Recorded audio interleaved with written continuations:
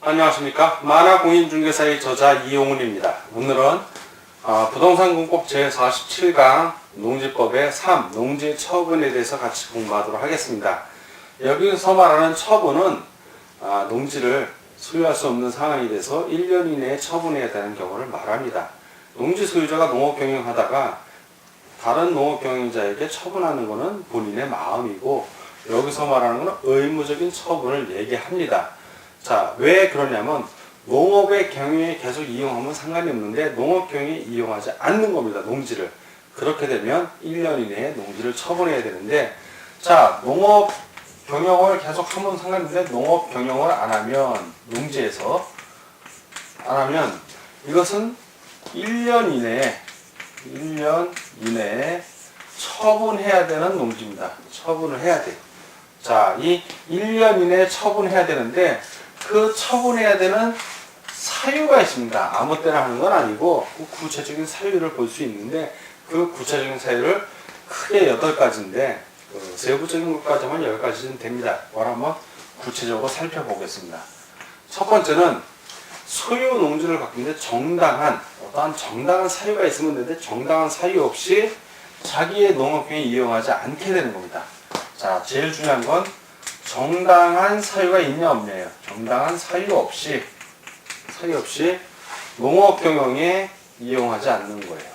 자, 농업 경영에 이용하지 않는다고 시군 구청장이 인정한 경우, 이렇게 해서 시군 구청장이 인정한 경우, 자, 이 경우에는 1년 내에, 사유 발생일로부터 1년 이내에 처분을 해야 됩니다. 첫 번째.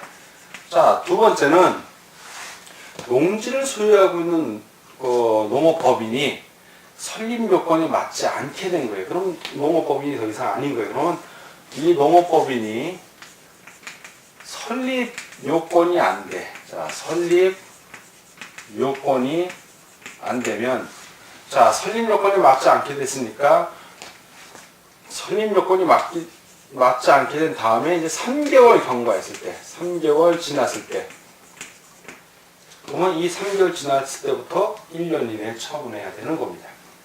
세 번째는 학교 또는 공공단체 등이, 그 학교는 뭐 시험지나 실습지 이런 걸 쓰지 않습니까? 종료, 생산 등을 위해서 쓰는데 그 해당 목적 사업에 안 쓰는 거예요. 학교 또는 공공단체가 해당 목적대로 농지를 써야 되는데 해당 목적대로 농지를 쓰지 않는 겁니다. 자, 이렇게 않는다고 누가 인정? 시군구청장이 인정했을 때입니다.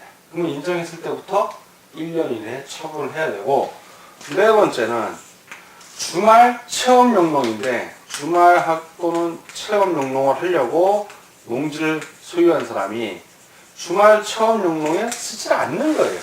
쓰지 않아. 정당한 사유 없이, 정당한 사유가 있으면 되는데, 정당한 사유라는 건 뭐냐면 뭐 자연재해라든가 농지를 개량한다든가 질병, 어떤 정당한 사유는 그런 겁니다. 그런 정당한 사유 없이 안 한다고 누가 인정? 또 시군구청장이 또 인정하는 경우, 그러면 1년 이내에 처분을 해야 됩니다. 다섯 번째는 이제 농림수산식품부 장관하고 협의를 마친 다음에 농지를 취득해야 되는데, 농림수산식품부 장관하고 협의를 마치지 않고 농지를 취득한 거예요. 그러면 당연히 팔아야지. 바로 농림수산식품부 장관하고 협의를 마치지 않고 농지를 취득. 이 경우에도 1년 이내에 농지를 처분해야 됩니다. 누구에게? 농업인이나 농업법인에게 처분하면 되는 거예요. 자, 여섯 번째는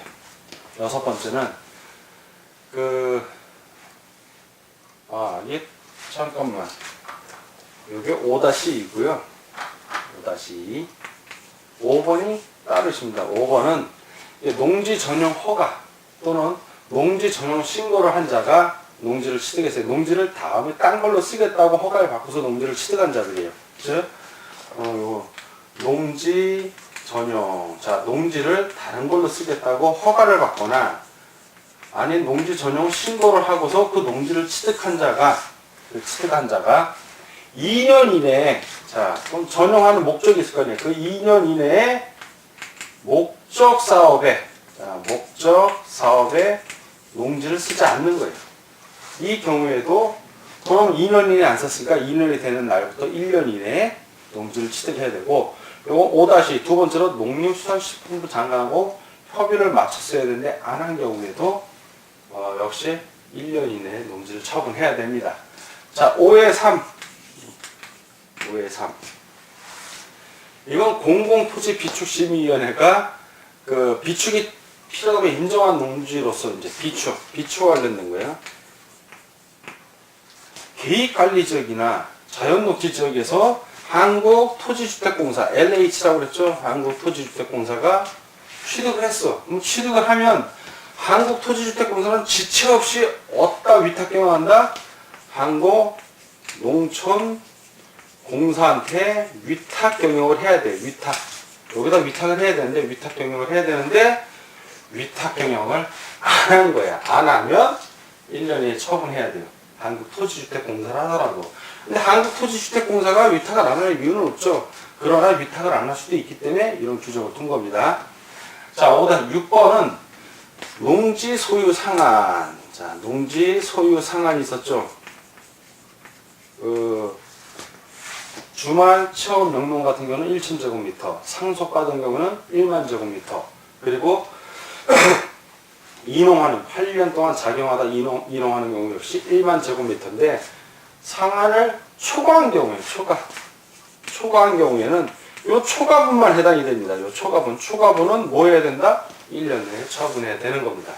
1년 내에. 자, 그리고 농지취득 자격증명을 발급받는데 거짓 또는 어떤 부정한 방법으로 발급받은 경우, 자격증명을 거짓이나 부정한 방법으로 발급받은 게 판명이 됐을 때도 1년 내에 처분해야 됩니다. 자, 그리고 8번째는 어떤 정당한 사유 없이, 그러니까 자연재해라든가 질병이라든가 농지개량이라든가 정당한 사유 없이 농업 경영 계획서, 자, 농업 경영 계획서 내용을 농지취득 자격증명 받을 때 농업 경영 계획서 내거든요. 근데 그거대로 이행을 하지 않는 거예요. 이행을 하지 않는다고 누가 인정해? 시, 군, 구청장이 인정하세요. 그러면 그때로부터 1년 내에 처분해야 됩니다. 자, 그러면 시군 구청장이 인정한 때라는 건 뭐냐면, 시군청이 조사를 했는데 안 해. 그러면 당신은 지금 현재 해당 농지를 정당한 사유 없이 농업경영에 이용하지 않으니까 1년 앞으로 1년 내에 처분하시도록 통지를 합니다. 알려주는 거예요. 자세하게 처분 대상 농지가 뭐고, 처분 의무 기간, 그리고 왜 그래야 하는지를 알려주는 거예요. 인정이라는 건 그때 통지하는 겁니다. 반드시 통지를 해야 돼요. 자, 그러면 처분 의무 기간이 얼마예요? 자, 처분 사유 발생해. 지금 이런 처분 사유가 발생을 했어. 자, 이런 처분 사유가 발생을 하면 1년 내니까 1년. 요 이내가 바로 무슨 기간이다? 처분 의무 기간이에요. 처분을 해야 되는 의무 기간. 요 기간 내에 처분을 하면, 자, 요 기간에 처분을 하면 된 거야. 아무 하자가 없어. 근데 처분을 안 하면 시군구청장은, 관할 시군구청장은 뭐 해야 된다? 처분하라고 명령을 내립니다. 언제까지? 요 1년이, 자, 처분 의무 기간이 만료가 되면, 만료되는 날로부터 6개월 이내에, 자, 6개월 이내에 뭘 해야 된다? 처분하라고 명령을 내리는 거예요. 처분하라고 명령. 자, 처분하시오 하고 명령을 내리는 거예요. 그럼 그 6개월 이내에 처분을 하면 상관이 없어. 근데 처분을 안 하면 그때는 뭐가 들어가냐면 이행하라, 처분하라고 이행 강제금을 부과하는 겁니다. 자, 그럼 일단 요 처분 명령하고 관련해서 또 내용을 좀 살펴보자고요. 자, 농업 경영에 이용하지 않게 됐을 때 이제 농지를 처분하고 명령을 하는데, 방금 말씀드린 대로 농지 처분 사유가 발생한 날, 처분 사유 발생일부터 1년 이내에 처분하라고 명령을 하는데 요 1년이 바로 처분 의무기간이에요. 처분 의무기간. 반드시 이때 처분을 해야 되는데, 자, 이러고 나서 처분을 안 하면 6개월 이내에 시군구청은 뭐 한다? 처분 명령을 내리는 거예요. 처분 명령. 자, 이렇게 처분 명령을 내리는데, 그럼 처분 명령 받은 사람이 처분이 경기가 안 좋으면 처분을 할 수도 없잖아요. 그걸 대비해서 무슨 예외 조항을 줬냐면 매수 청구 제도라는 게 있어요. 자, 이 처분 명령 받은 사람이 매수 청구를 활용을 하는 겁니다. 자, 매수 청구는 누구에게 하냐면 처분해야 될 농지를 갖고 있는 사람이 바로 한국농어촌공사예요. 제가 농촌공사라고 했는데 농어촌공사입니다.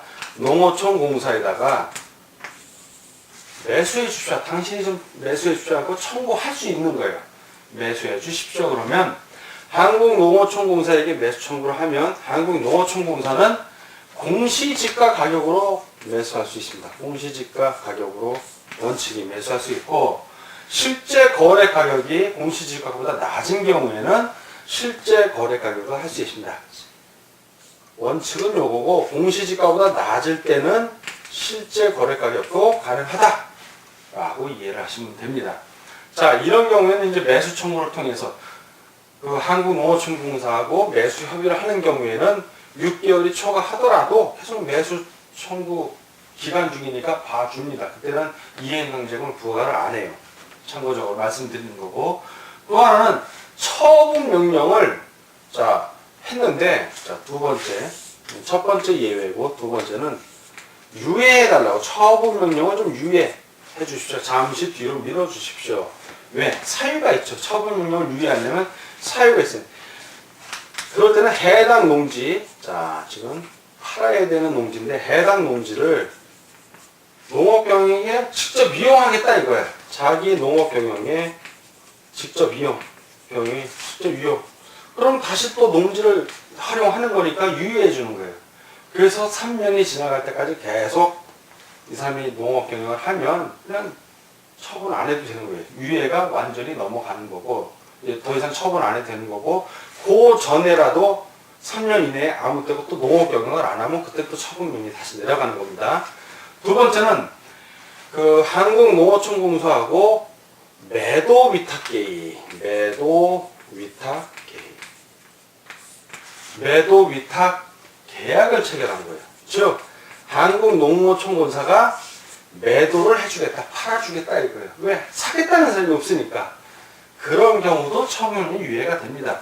왜? 누군가 사겠다는 사람, 한국농어촌공사가 살 수도 있고, 매수 청구를 했는데 공시지가보다 비싸. 그래서 농어촌공사하고 협의한 게, 그러면 살 사람을 위탁 내가 알아봐 주겠다. 매도 위탁 계약을 맺으면 유예가 되는 겁니다. 어차피 이제 팔기로 한 거니까 더 이상 체결을 안 한다는 얘기예요. 자, 그런데 유예 기간 중에 만약에 이 유예 사유, 자, 유예 기간 중이라 하더라도 그 유예 기간은 3년이에요. 3년 동안은 유예 기간을 두는데, 근데 3년 내 유예 기간 중이라 하더라도 그 유예 사유에 해당되지 않은 경우, 바로 해당 농지를 자기 농업경영에 이용하지 않는다든가 매도 위탁 계약이 해제된다든가 이럴 경우에는 다시 처분 명령을 내려야 돼요. 처분 명령. 처분하시오 라고 명령을 내려야 됩니다. 그리고 처분 명령을 받은 후에 처분 명령을 받지, 자, 이제 유예를 받았어.